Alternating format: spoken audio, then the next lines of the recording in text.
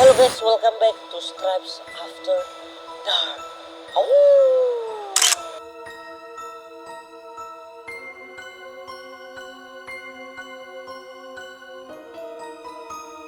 Oke guys, Stripes After Dark kali ini masih edisi Thailand ya guys. Nah hari ini Stripes After Dark ingin membahas salah satu topik yang sudah tidak menjadi rahasia lagi atau sudah dikenal oleh banyak orang di Thailand, khususnya di Thailand, yaitu pembunuh berantai yang paling sadis dan terseram di Thailand. Nah, siapakah dia pembunuh berantai itu? Kita langsung bahas saja. Oke, kita langsung bahas saja. Nah, jadi pembunuh berantai yang paling terkenal di Thailand itu bernama Si Wei. Atau nama lainnya itu atau nama Tiongkoknya atau Chinese-nya lah. Atau nama Chinese-nya itu ialah Huang Qilui. Nah, jadi kok bisa sih si Hui ini dikatakan sebagai pembunuh berantai atau dia juga disebut sebagai The Cannibal Killer. Jadi guys, sebelum kita bahas itunya, kita bahas dulu biografinya. Jadi si Hui ini dicatatkan lahir di Tiongkok pada tahun 1927. Nah kemudian dia juga terlibat dalam perang Tiongkok-Jepang yang kedua. Dikabarkan juga guys kalau misalkan si Hui ini pada waktu zaman perang, dia itu memakan tubuh anggotanya, maksudnya tubuh teman-temannya yang ditembak atau yang mati, karena dengan alasan untuk bertahan hidup karena kurangnya stok makanan yang ada. Jadi guys, si Hui ini dicatatkan juga ketika selesai perang itu, dia kemudian pindah ke Thailand, dia bermigrasi ke Thailand. Dia ketika bermigrasi ke Thailand, dia berprofesi sebagai tukang kebun. Nah, ketika dia menjadi seorang tukang kebun, awalnya itu kehidupannya biasa-biasa saja. Kemudian singkat cerita, di tahun 1950-an terdapat banyak laporan kalau misalkan ada anak-anak hilang gitu loh, ada anak-anak hilang dan ditemukannya banyak mayat-mayat anak-anak hilang itu. Anak hilang itu dikabarkan juga ditemukan dalam keadaan yang sudah tewas atau yang sudah tidak bernyawa. Tapi yang anehnya ketika ditemukan terdapat banyak potongan-potongan yang ditemukan di perutnya. Kayak misalkan ketika ditemukan banyak yang sudah tidak memiliki jantung atau tidak memiliki usus atau alat organ-organ lainnya. Kemudian setelah diselidiki secara perlahan-lahan, nah akhirnya ditemukanlah indikasi siapa yang membunuh membunuh anak-anak yang ada di Thailand ini. Ditemukanlah si Oi ini. Nah, kenapa bisa ditemukan si Oi ini? Karena dari artikel yang dibaca, kalau misalkan si Oi ini tidak bisa bahasa Thailand, jadi dia hanya bisa bahasa Mandarin, yang dimana saat itu di Thailand itu ada gerakan namanya anti-Chinese gitu loh. Jadi mereka tidak senang dengan namanya orang Chinese yang datang ke Thailand seperti itu. Kemudian katanya ini penangkapannya si Wei ini ditangkap secara random. Jadi asal comot aja gitu guys. Di awalnya yang tadi diselidiki, ternyata pas proses penangkapannya secara random. Jadi asal ambil aja gitu loh, ditanya siapa. Nah ditemukannya lah si Oi. Jadi kalau dibilang lucu juga ya, si Oi ini ditangkap karena hasil gacha ibaratnya. Jadi dia hanya ditemukan dalam hal yang random gitu loh, maksudnya dicari dengan yang random.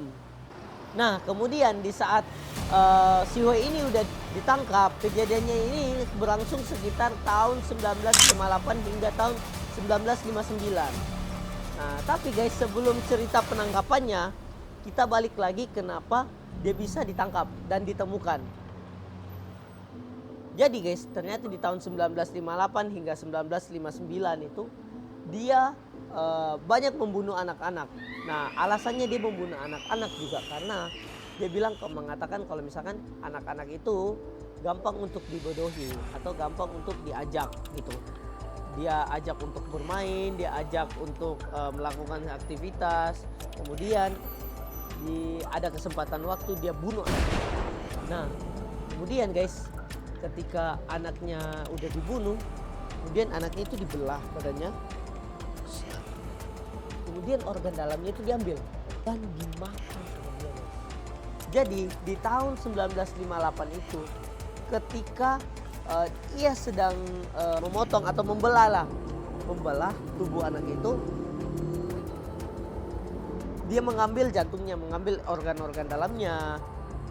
Kemudian anak yang mau dibakar itu oleh si Wei itu kemudian ditemukan oleh seseorang gitu loh. Seseorang, dia ditangkap basah.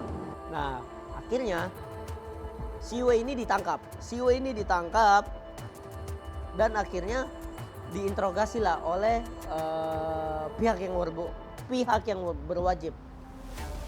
Nah, awalnya si Wei ini tidak mau mengaku apa yang terjadi dengan proses pembunuhan ini.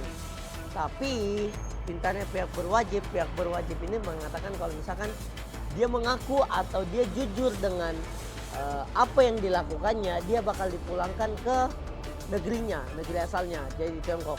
Jadi dia dengan senang dong kalau misalkan dia jujur. Akhirnya ya wes lah, saya kembali ke negeri Tiongkok, negeriku kembali. Tapi ternyata guys, hal itu tidak seindah yang dipikirkan oleh si Wei. Jadi si Wei itu pun langsung dijatuhi hukuman mati saat itu. Kemudian tidak lama setelah pengumuman hukuman matinya, si Wei pun langsung ditangkap, kemudian langsung dibawa di salah satu tempat eksekusi. Si Wei tewaslah, ditembak langsung di tempat eksekusi itu. Ketika si Wei ini sudah ditembak atau sudah meninggal, uniknya guys, jasadnya itu tidak dikuburkan. Jasadnya itu tidak langsung disemayamkan atau tidak langsung dikuburkan gitu kan. Tapi jasadnya itu malah dijadikan mumi. Muminya apa? Mumi jadi kayak mayat hidup gitu loh. Nah, terus kalian kalau misalkan pergi ke Museum Medis Siriraj di Bangkok. Nah, museum itu berisi tentang mayat-mayat yang dimumikan,